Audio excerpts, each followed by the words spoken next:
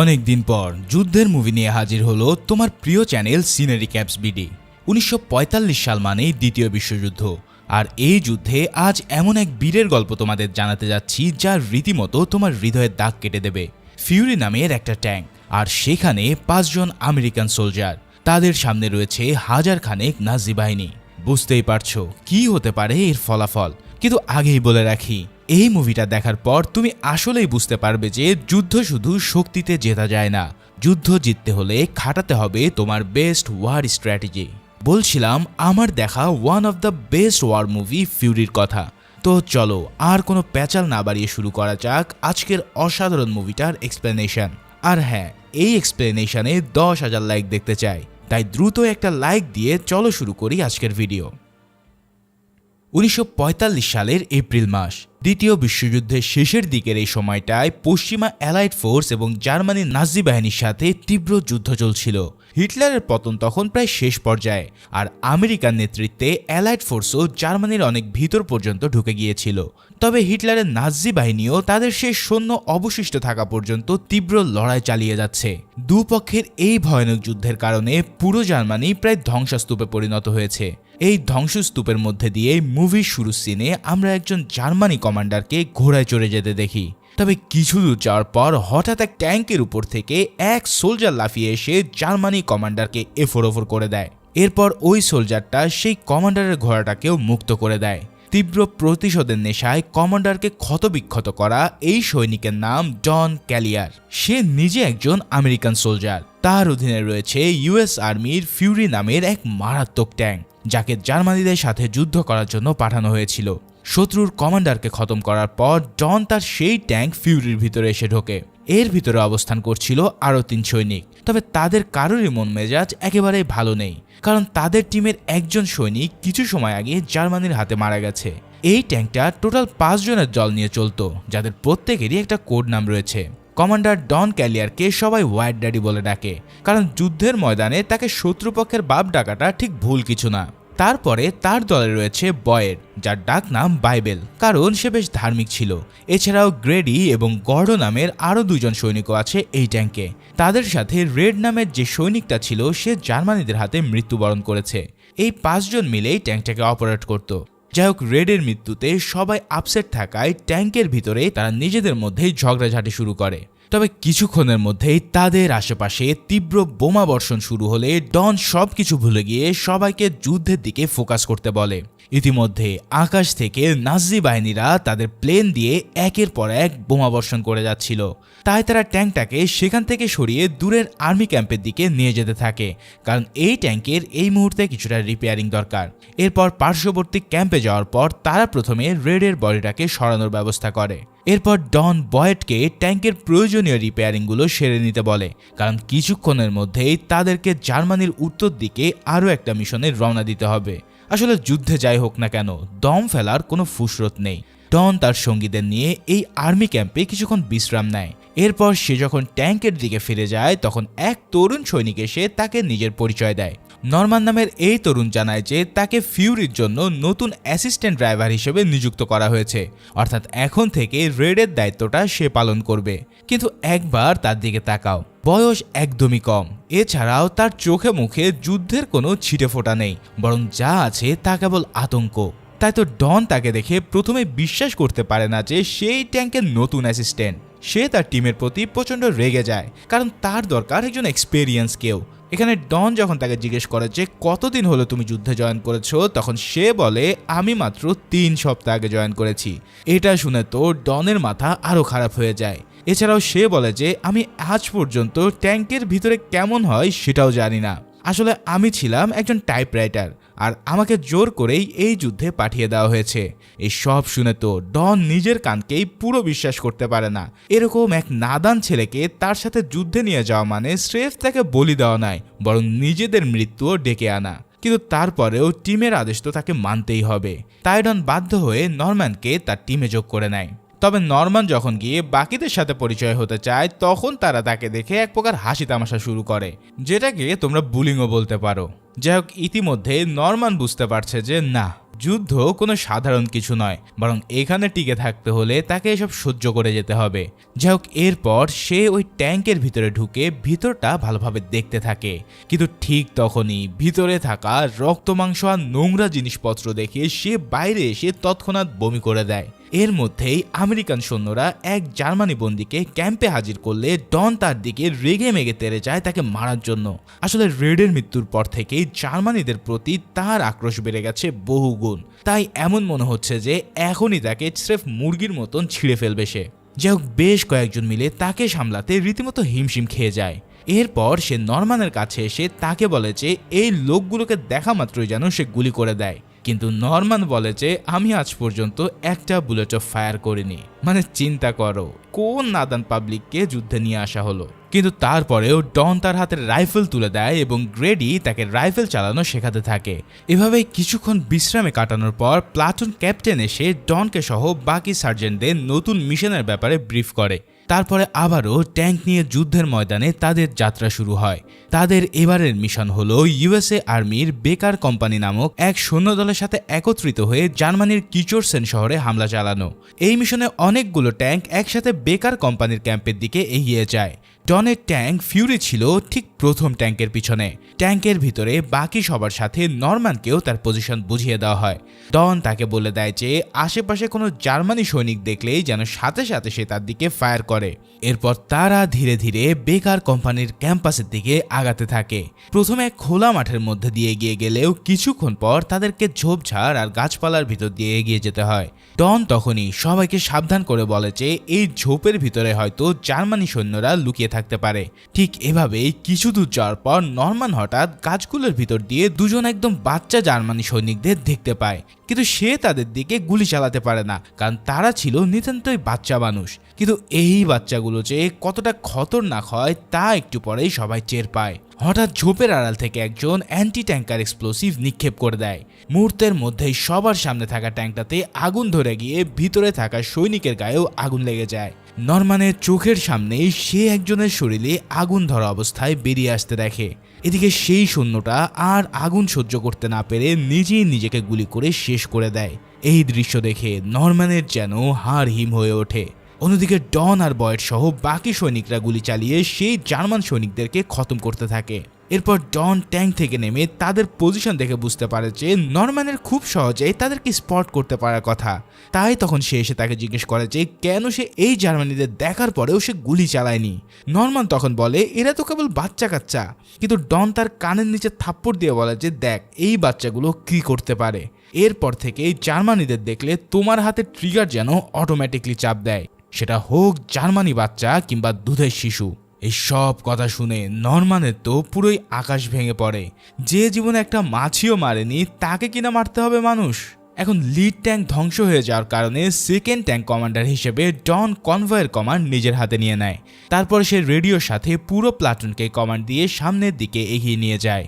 এরপর বেকার কোম্পানিতে পৌঁছে ডন সহ বাকি ট্যাঙ্কের কমান্ডাররা ক্যাপ্টেনের সাথে দেখা করে।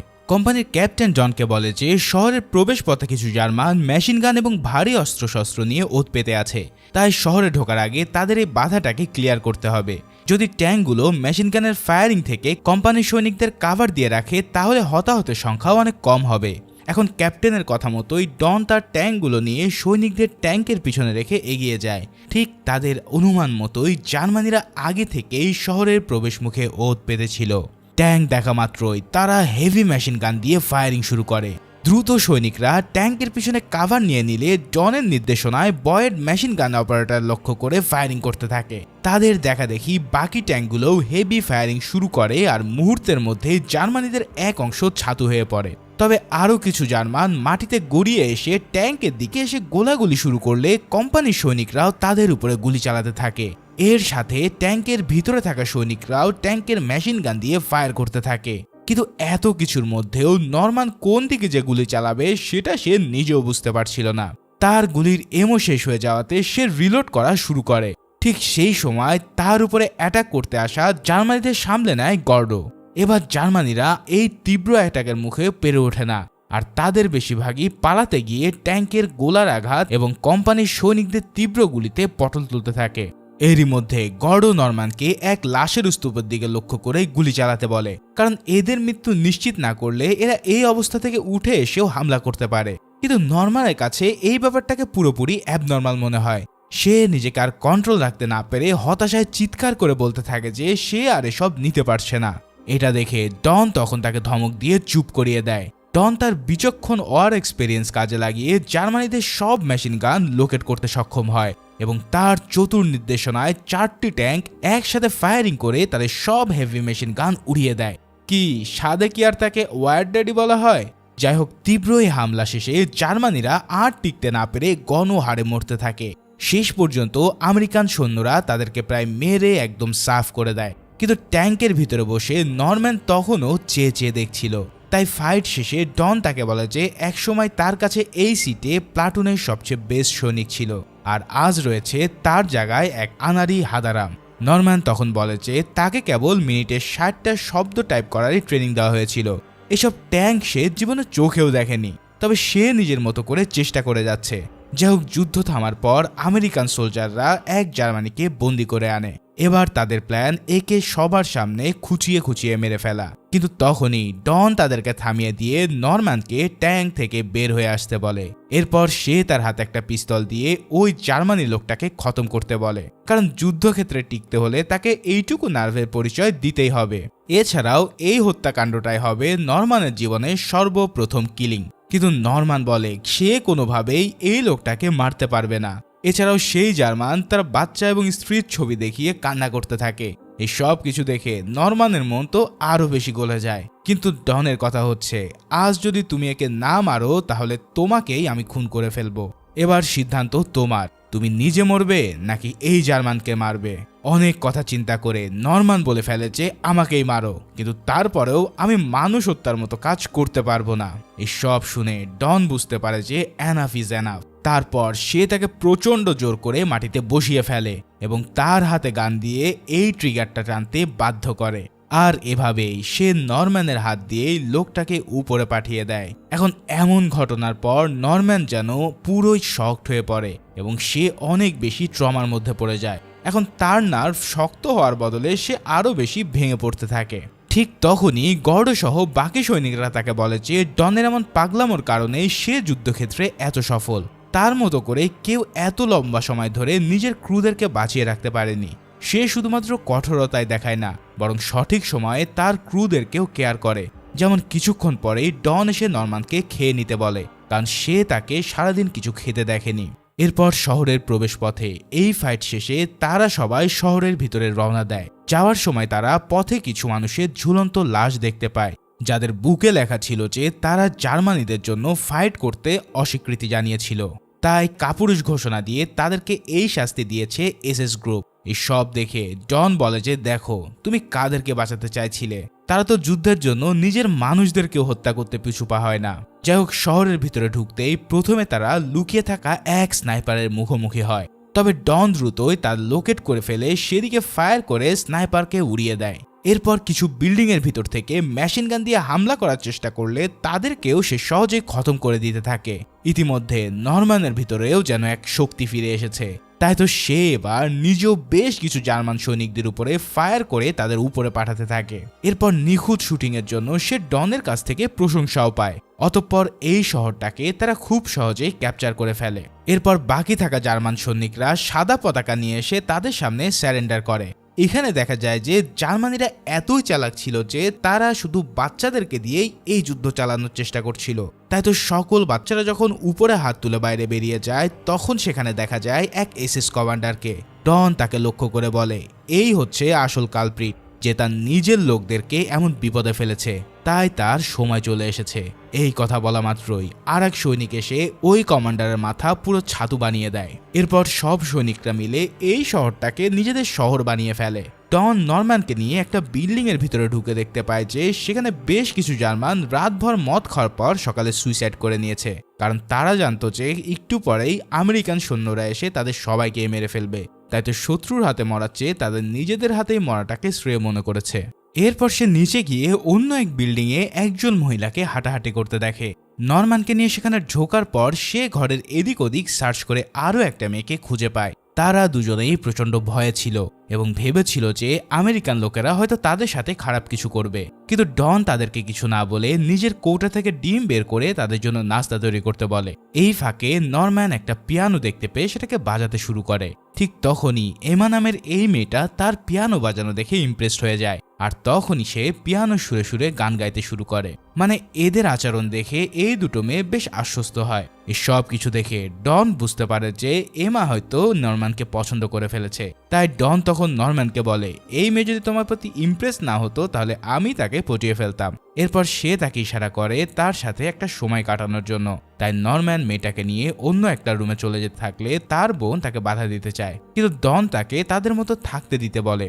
এরপর সেই রুমে নরম্যান আর এমা বেশ কিছুক্ষণ একান্ত সময় কাটায়, তাদের মধ্যে ভালোবাসার আদান প্রদান হয়। তারপর নরম্যান বেরিয়ে এসে ডনের সাথে খাবার টেবিলে বসে, আর এমা এবং তার বোন তাদের জন্য নাস্তা তৈরি করতে থাকে। কিন্তু কিছুক্ষণ পর নাস্তা রেডি হয়ে গেলে বয়েড, গ্রেডি আর গোর্ডো ঘরের দরজা খুলে ঢুকে পড়ে। তাদের মধ্যে গ্র্যাডি ছিল বেশ কিছুটা বদমাশ টাইপের। সে নরম্যানের পাশে এমাকে দেখে তাকে বুলিং করতে থাকে এবং তাকে নিয়ে বেশ মজা করে। আসলে এখানে তারা এই দুটো মেয়ের সাথে এমন ভালো আচরণ করছে দেখে তাদেরও বেশ হিংসে হয়, কারণ তারা সবাই চাইছিল যে যুদ্ধের ময়দানে মেয়েদের পেলে যা হয় তাদের সাথে যেন তাই করা হয়। কিন্তু ডন সাফ জানিয়ে দেয় যে এদের দুজনের গায়ে যেন একটা আচরণ না লাগে। এই সব কথা শুনে তাদের বন্ধুত্বের মধ্যে বেশ মনোমালিন্য হয়, কেননা ডন নরম্যানের মতন একটা ছেলের জন্য তাদের সাথে এমন করতে পারবে তারা সেটা ভাবতেও পারেনি। এই সব কাহিনী হওয়ার ভিতরেও গ্রেডি আমাকে টিস করেই যায়। তখন ডন তার নিজের নাস্তার অংশটুকু এমাকে দিয়ে দেয়, কারণ গ্রেডি এমার ভাগের কিছু অংশ খেয়ে নিয়েছিল।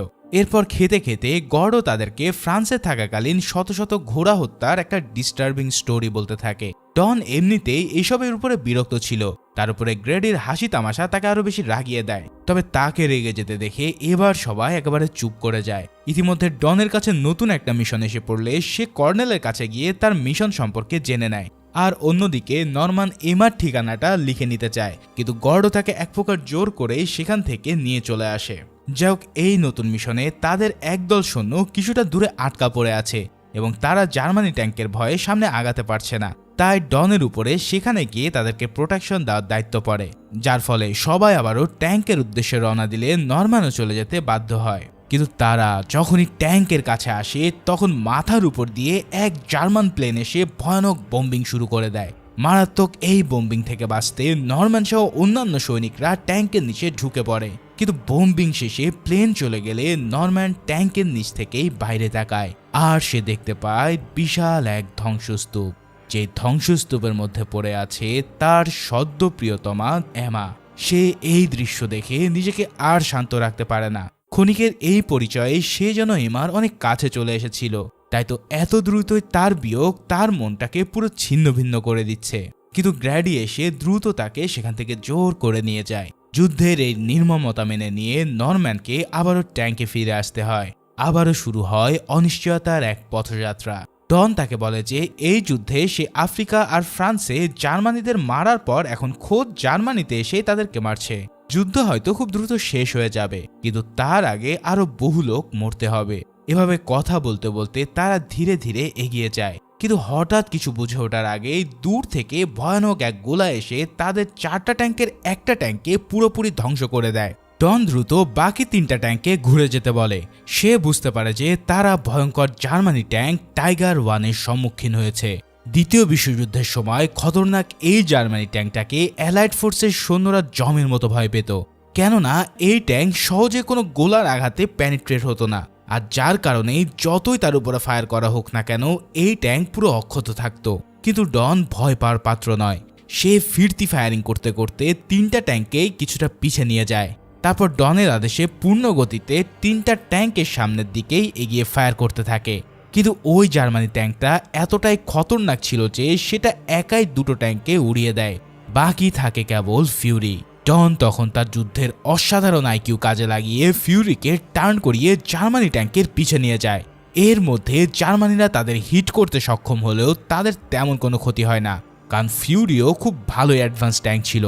এবার ডনের কথা মতো মক্ষম পজিশন পেয়ে পরপর 2বার ট্যাঙ্কের ফ্রন্টে আঘাত করতেই এই জার্মান ট্যাঙ্কটা পুরো দফারফা হয়ে যায়। এরপর ট্যাঙ্কের ভিতর থেকে 2জন ক্রু বেরিয়ে পালাতে গেলে ডন তাদের গুলি চালিয়ে শেষ করে দেয়। ট্যাঙ্কের কমান্ডারকেও নরম্যান ভিতর থেকে গুলি চালিয়ে উপরে পাঠায়। এভাবে নিজেদের দুটো ট্যাঙ্ক হারানোর পরেও তারা তখনকার সময়ে সবচেয়ে খতরনাক জার্মানি ট্যাঙ্কে শেষ করতে সক্ষম হয়। কিন্তু তাদের মিশন এখানেই শেষ নয়। ডন রিইনফোর্সমেন্টের জন্য রেডিওতে যোগাযোগ করতে গিয়ে বুঝতে পারে যে তাদের রেডিওটা ইতিমধ্যে নষ্ট হয়ে গেছে, অর্থাৎ এবার তাদের নিজেদের ডিসিশন নিজেদেরই নিতে হবে।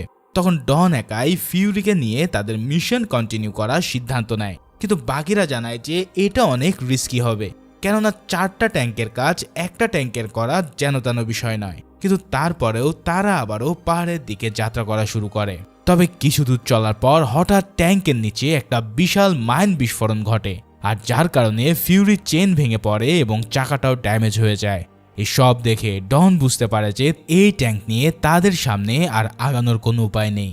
এখন যেভাবেই হোক ট্যাঙ্কটাকে রিপেয়ার করে তবেই তাদের মিশনে যেতে হবে, কিন্তু এটা করতে তাদের অনেক সময় লাগবে। এই সব কিছু দেখে তারা বুঝতে পারে যে তারা এই নির্জন ভ্যালির মধ্যে আটকা পড়ে গেছে। এছাড়াও তাদের নিজেদের ডিভিশনের সাথে যোগাযোগ করারও কোনো রেডিও নেই। তাই ডন তখন ইউএসএ আর্মি কোনো দল এই পথ দিয়ে যাওয়া পর্যন্ত সেখানে থাকার জন্য সিদ্ধান্ত নেয়, যার ফলে সে নরম্যানকে দূরের একটা জঙ্গলে পাঠায় পাহারা দেওয়ার জন্য, আর বাকিরাও ট্যাঙ্কটাকে ভালো করে ঠিক করার চেষ্টা করতে থাকে। এদিকে নরম্যান কিছুক্ষণ পাহারা দেওয়ার পর হঠাৎ দূর থেকে সম্বলিত কণ্ঠে গানের সুর শুনতে পেয়ে সেদিকে তাকায়, আর এই দৃশ্য দেখে তার চোখ কপালে উঠে যায়। তাদের দিকে এগিয়ে আসছে প্রায় 300 জনের এক বিশাল জার্মানি সেনা দল। এই দৃশ্য দেখে দ্রুত সে দৌড়ে এসে ডনকে পুরো ব্যাপারটা জানায়। তার মুখের বর্ণনা শুনে ডন বুঝতে পারে যে এই সৈনিক দল জার্মানির সবচেয়ে খতরনাক এসএস ব্যাটালিয়নের একটা টিম। তাদের কথা শুনে গ্রেডি, গর্ডো আর বয়েড নিজেদের জিনিসপত্র গুছিয়ে দ্রুত সেখান থেকে সরে পড়তে চায়, কিন্তু ডন জানায় যে সে কখনোই যুদ্ধক্ষেত্রে থেকে পালায়নি, আর এবারও সে এখান থেকে যাবে না, কেননা এই ট্যাঙ্কটা হচ্ছে তার ঘরবাড়ি। এই কথা বলেই সে ট্যাঙ্কের উপরে উঠে পড়ে। তার কথা শুনে বাকিরা সবাই অবাক হয়ে বলে যে এই ভাঙা ট্যাঙ্ক দিয়ে সে কিভাবে এসএসদের আটকাবে, কিন্তু ডন তবুও তার কথায় অটল থেকে বাকিদের চলে যেতে বলে। এবার সবাই চলে যেতে চাইলেও নরম্যান এসে জানায় সেও ডনের সাথেই থাকবে। এরপর তার দেখা দেখি বাকিরাও একসাথে থাকার ডিসিশন নেয়, কিন্তু এই ডিসিশন হচ্ছে সম্পূর্ণরূপের এক মৃত্যুকূপ। বলা যায় এটা একটা আত্মঘাতী ডিসিশন, কেননা একটা ট্যাঙ্ক এবং 5 জন সৈনিক কিভাবে 300 জন সৈনিকের মোকাবেলা করবে। সবাই বুঝতে পারছিল এটাই হয়তো হতে পারে তাদের শেষ মিশন, কিন্তু যুদ্ধক্ষেত্রের আসল গ্লোরি তো এটাই যে নিজের জীবন দিয়ে দেশের জন্য কিছু করা। যাই হোক, সবাই ডনকে নিয়ে মারাত্মক এক প্ল্যান সাজায়। তারা ট্যাঙ্কের উপরে এবং আশেপাশে কিছু ডেড বডি নিয়ে এসে তাতে আগুন জ্বালিয়ে দেয়, যাতে জার্মানিরা দূর থেকে দেখে ভাবে যে ট্যাঙ্কটা পুরোপুরি ধ্বংস হয়ে গেছে, কিন্তু অদতে তারা সবাই মিলে ট্যাঙ্কের ভিতরে ঘাপচি মেরে থাকবে। এই সব কথা বলে ডন সবাইকে নিয়ে ফিউরির ফায়ারিং গানগুলো ফুললি লোড করে নেয়, কেননা এত মানুষ মারতে গেলে তাদের প্রচুর অ্যামিউনিশন দরকার। এরপর তারা ট্যাঙ্কের ভিতরে গোটা 50 হ্যান্ড গ্রেনেডও নিয়ে আসে, আর তারপরেই সবাই চুপচাপ ঘাপটি মেরে জার্মানিদের আসার জন্য অপেক্ষা করতে থাকে। ঠিক সন্ধ্যার দিকে এসএস ব্যাটালিয়নের লোকরা সেখানে এসে পৌঁছায়। তারা যখন দেখে যে ফিউরির আশেপাশে আগুন জ্বলছে, তখন তারা ট্যাঙ্কের ভিতরে চেক করার জন্য লোক পাঠায়। ঠিক তখনই ওত পেতে থাকা ডন এবং তার সঙ্গীরা তাদের উপরে ফায়ারিং শুরু করে। ট্যাঙ্কের ঢাকনা খুলে উকি দিতে যাওয়া সৈনিককে প্রথমে তারা গুলি করে শেষ করে দেয়। এরপর ঢাকনা ক্লোজ করে দিয়ে সবাই একযোগে ট্যাঙ্কের সবগুলো ফায়ারিং গান দিয়ে তীব্র গোলাগুলি শুরু করে। মারাত্মক এই ফায়ারিংয়ে জার্মানিরা গণহারে মরতে থাকে। ট্যাঙ্কের গোলাগুলি থেকে বাঁচার জন্য তারা আশেপাশের বিল্ডিংয়ে লুকাতে থাকলে ডন এবং তার ক্রুরা সেগুলো উড়িয়ে দেয়। বেশ কিছুক্ষণ ধরা এই তীব্র ফায়ারিং এর কারণে চারিপাশে জার্মান লাশের স্তূপ হয়ে যায়। ভাই রে ভাই, এই একটা ট্যাঙ্ক দিয়ে তারা একাই জার্মানিদের যে হাল করে ছেড়েছে তা সত্যি দেখার মতো। তীব্র ফায়ারিং এর চোটে লাশের পাহাড় ফেলে দেওয়ার পর ট্যাঙ্কের ভিতরের এমো শেষ হয়ে যায়। তখন ডনের নির্দেশে তারা ট্যাঙ্কের বাইরে স্মোক বোমা নিক্ষেপ করে। এরপর চারপাশে ধোঁয়ায় ভরে গেলে বয়েড দ্রুত ট্যাঙ্কের উপরের মেশিন গান থেকে এমো নিয়ে আসে, আর ডন এবং নরম্যান তাকে কাভার ফায়ার করতে থাকে। ইতিমধ্যেই জার্মানিদের কিছু সৈনিক খুব কাছাকাছি চলে এলে এরাও ডনের হাতে মারা পড়তে থাকে। এরপর বয়েড আর নরম্যান ভিতরে ঢুকে পড়তে সক্ষম হলেও ডন তখনও তাদের দিকে এগিয়ে আসা সৈনিকদের উপরে গোলাবর্ষণ করতে থাকে, কিন্তু অবশেষে তার রাইফেলের এমো শেষ হয়ে যায়। শেষ একজন জার্মানি সৈনিককে সে রাইফেলের বাট দিয়ে মেরে পিস্তল হাতে নিয়ে আরও দুজনকে খতম করে। কিন্তু আরও একজন ট্যাঙ্কের উপরে উঠে পড়তে সক্ষম হলে তার সাথে ডনের হ্যান্ড টু হ্যান্ড ফাইট হয়। ডন তাকে অদ্ভুত জায়গায় ট্যাঙ্কের ভিতরে উল্টো করে ধরে গলায় ছুরি দিয়ে তাকে জবাই করে, তবে হাতাহাতিতে সে নিজেও ছুরির আঘাতে আহত হয়। এরপর নিরাপদে ট্যাঙ্কের ঢাকনা ক্লোজ করার পর বয়েড তাকে ব্যান্ডেজ পরিয়ে দেয়। এরপর তারা নতুন অ্যামো দিয়ে আরও বেশ কিছুক্ষণ জার্মানিদের উপরে পাঠাতে থাকে, কিন্তু এই এসএস বাহিনীর মেম্বারের সংখ্যাও নেহাত কম নয়। এবার তারা এক্সপ্লোসিভ নিয়ে এসে ট্যাঙ্কের দিকে নিক্ষেপ করতে থাকলে ফিউরির এক অংশ ড্যামেজ হয় এবং এই ড্যামেজে গ্র্যাডি মারাত্মক জখম হয়ে পড়ে, যার কারণে সে কিছুক্ষণের মধ্যেই মারা যায়। আর এদিকে তাদের হাতে বাকি এমোটুকুও শেষ হতে থাকে, কিন্তু জার্মানিদের তখনও কাজ শেষ হয়নি। এবার ডন হ্যান্ড গ্রেনেড দিয়ে বাকিদের শেষ করার প্ল্যান করে। জার্মানিরা কিছুতেই এই ট্যাঙ্কে দমাতে না পেরে বিভিন্ন প্ল্যান ট্রাই করতে থাকে। এবার তারা চারিদিকে ছড়িয়ে ছিটিয়ে থেকে ধীরে ধীরে মাটি গড়িয়ে ফিউরির দিকে আগাতে থাকে। এদিকে ফিউরির সবাই নিজেদের রাইফেল নিয়ে বেরিয়ে এসে খুঁজে খুঁজে জার্মানিদের মারা শুরু করে, কেননা তাদের হাতের এমো ইতিমধ্যে শেষ হয়ে গেছে। তাই এখন তাদের ফাইট ব্যাক করতে হলে এই জার্মানদের অস্ত্র দিয়েই তাদের খতম করতে হবে। অন্যদিকে ডন উপর থেকে মেশিন গান চালিয়ে তাদের শেষ করতে থাকে। এরই মধ্যে বয়েড এক জার্মানির হাতে মারা পড়তেই যাচ্ছিল, তবে নরম্যান লোকটাকে মেরে তাকে বাঁচিয়ে নিয়ে ট্যাঙ্কের ভিতর নিয়ে আসে। ইতিমধ্যে গর্ডো ট্যাঙ্কের ভিতরে ঢুকে সেখান থেকে গ্রেনেড নিক্ষেপ করে আরও কিছু জার্মানকে খতম করে, কিন্তু এত কিছুর পরেও জার্মানিরা যেন শেষই হচ্ছিল না। তার উপরে তারা এবার রেডি করে তাদের শেষ মক্ষম অস্ত্র, অর্থাৎ জার্মান স্নাইপার। বয়েড ট্যাঙ্কের ভিতর থেকে ডনকে রাইফেল দিতে গেলে সে জার্মানির স্নাইপারের গুলি খেয়ে মৃত্যুবরণ করে, আর গর্ডো একটা গ্রেনেড নিক্ষেপ করতে যাওয়ার সময় সেও গুলি খায় এবং তার গ্রেনেডটা তাদের ট্যাঙ্কের ভিতরে পড়ে যায়। তাই তো সবাইকে বাঁচানোর জন্য গর্ডো সেই গ্রেনেডটাকে বুকে জড়িয়ে ধরে, যার ফলে তারও সেখানে করুণ মৃত্যু হয়। এভাবেই সবাই মরে যেয়ে বাকি থাকে কেবল ডন এবং নরম্যান। এখন তারা কি করবে?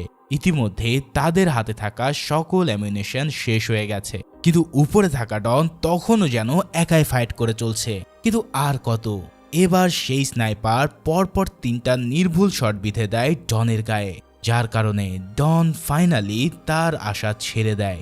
এরপর সে ট্যাঙ্কের ভিতরে ঢুকে নরম্যানকে সরি বলে। সে জানায় শুধুমাত্র তার জন্যই আজ সবার এই অবস্থা। নরম্যান বলে এটাই তো যুদ্ধের আসল খেলা, আর এই যুদ্ধে আমরাই জয়ী হয়েছি। নরম্যান তাকে বীরত্বের স্বীকারোক্তি দেয়। এরপর সে ডনকে বলে যে সে আসলে স্যারেন্ডার করতে চায়, কারণ তার অনেক ভয় করছে। কিন্তু ডন তাকে বলে যে এসএস এর লোকেরা কাউকে ছেড়ে দেয় না, তারা তোমাকে প্রচন্ড ভয়ানক টর্চার করবে, যার থেকে 1000 বার তোমার মরে যাওয়া ভালো। কিন্তু ডনও চায় না যে এই ছোট্ট ছেলেটা এখানে মারা যাক, তাই সে তাকে বলে যে ট্যাঙ্কের নিচের দিকে একটা গোপন দরজা আছে, আর সেখান দিয়ে যেন সে বেরিয়ে যায়। ইতিমধ্যেই জার্মানরা পুরো ট্যাঙ্কটাকে ঘিরে ফেলেছে। তারা জোর চেষ্টা করছে এই ট্যাঙ্কের দরজা খোলার জন্য। একজন যখনই দরজা খুলতে যাবে ঠিক সেই সময় ডন তার রিভলভার দিয়ে তাকেও খতম করে, কিন্তু তারপরে বাকি দুজন তার দিকে গ্রেনেড নিক্ষেপ করে ঢাকনা বন্ধ করে দেয়। আর কোনো উপায় না পেয়ে নরম্যান বাধ্য হয় সেই এক্সিট পয়েন্ট দিয়ে বেরিয়ে যেতে। সে যেই না বেরোয় আর সাথে সাথেই সেই দুটো গ্রেনেড বিস্ফোরিত হয়ে এই বীর সেখানেই মারা যায়। আর এই সব কিছু নরম্যান চেয়ে চেয়ে দেখা ছাড়া কিছুই করতে পারে না। এভাবেই নরম্যান অনেকক্ষণ ধরে নিচে নিজেকে লুকিয়ে রাখার চেষ্টা করে। ইতিমধ্যেই এসএস এর সব সৈনিকরা হন্য হয়ে খুঁজছে যে কেউ এখানে বেঁচে আছে কিনা। এভাবেই খুঁজতে খুঁজতে একসময় এক তরুণ এসএস সৈনিক টর্চের আলোতে তাকে দেখে ফেলে, কিন্তু তাকে অবাক করে দিয়ে সেই সৈনিকটা তাকে কিছু না বলেই সেখান থেকে চলে যায়। আসলে এই ছেলের বয়স আর নরম্যানের বয়স ছিল একই রকম। হয়তো তার মনে নরম্যানের জন্য কিছুটা মায়া দয়া হয়েছিল, তাই তো তার প্রাণ ভিক্ষা দিয়ে সে সেখান থেকে চলে আসে। এভাবেই সেই রাত নরম্যান এক মৃত্যুপুরীতে কাটায়। ঠিক যখন সকাল হয় তখন নরম্যান আবারও সেই ট্যাঙ্কের ভিতরে প্রবেশ করে, কিন্তু এবার সে গিয়ে দেখতে পায় সেখানে তার সব সঙ্গীর নিথর দেহ পড়ে আছে। নরম্যানের তখন আর কিছুই করার ছিল না, কিন্তু সে তখন তার গায়ের কোটটা খুলে ডনের মুখটা ঢেকে দেয়। আসলে একজন বীরের এটাই তো এক শেষ পরিসমাপ্তি, যেখানে দেশের জন্য নিজের প্রাণ বিলিয়ে দিতে হয়। কিন্তু তৎক্ষণাৎ হঠাৎ করে সেই ট্যাঙ্কের দরজায় কড়া নাড়ে কেউ। এটা দেখে নরম্যান তার ফাইনাল ফাইটের জন্য প্রস্তুতি নেয়। সে তার বন্দুক তাক করে অপেক্ষা করতে থাকে শত্রুপক্ষের জন্য, কিন্তু যেই না ঢাকনা খোলে তখন সে দেখতে পায় এখানে শত্রুপক্ষ নয়, বরং রয়েছে তাদেরই প্লাটুনের সদস্য।